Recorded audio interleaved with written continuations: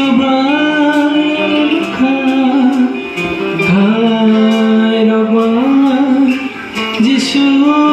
Angmaka Amare Subhanaka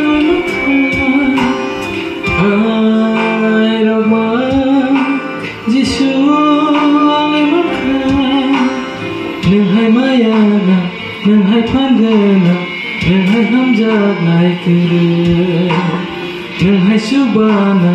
Amare Rena Nunghai Khayot Naikuru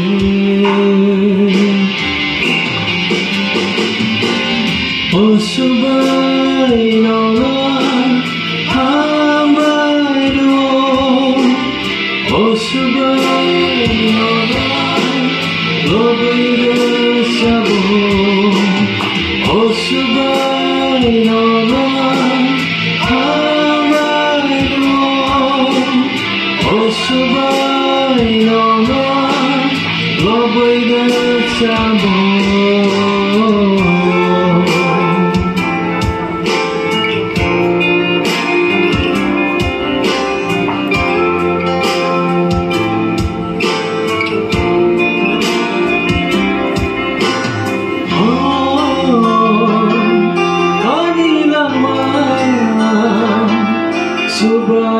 Subayullah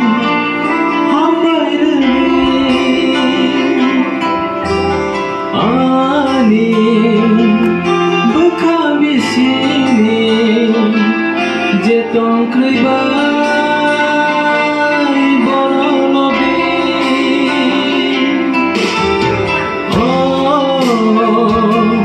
Hari lama Subayullah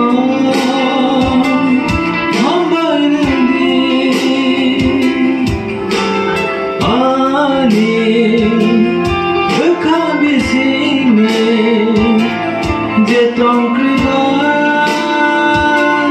Borolobi Nunghai maruna Nunghai tithena Nunghai tidungai kiri Nunghai khailona Nunghai nakarnai Nunghai kalongai kiri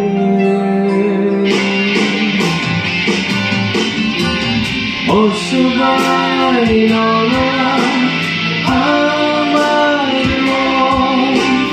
O Subhanallah Lobiru Sabo O Subhanallah Hamaido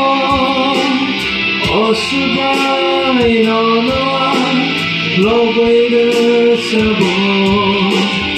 Ani Phala Subayullah Hambai Marai Tambi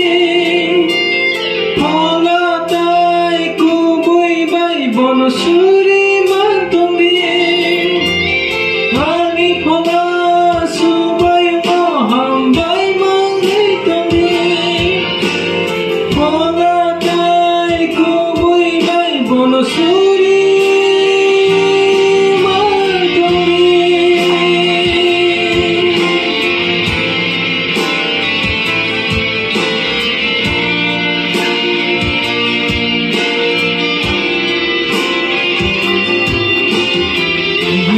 Nunghai Pandana Nunghai Hamzat Naikuru Nunghai Subhana Amare Rena Nunghai Khayot Naikuru Nunghai Tiduna Nunghai maruna Nunghai tithe Naikuru Nunghai nakarnai Nunghai khalona Nunghai kubui Naikuru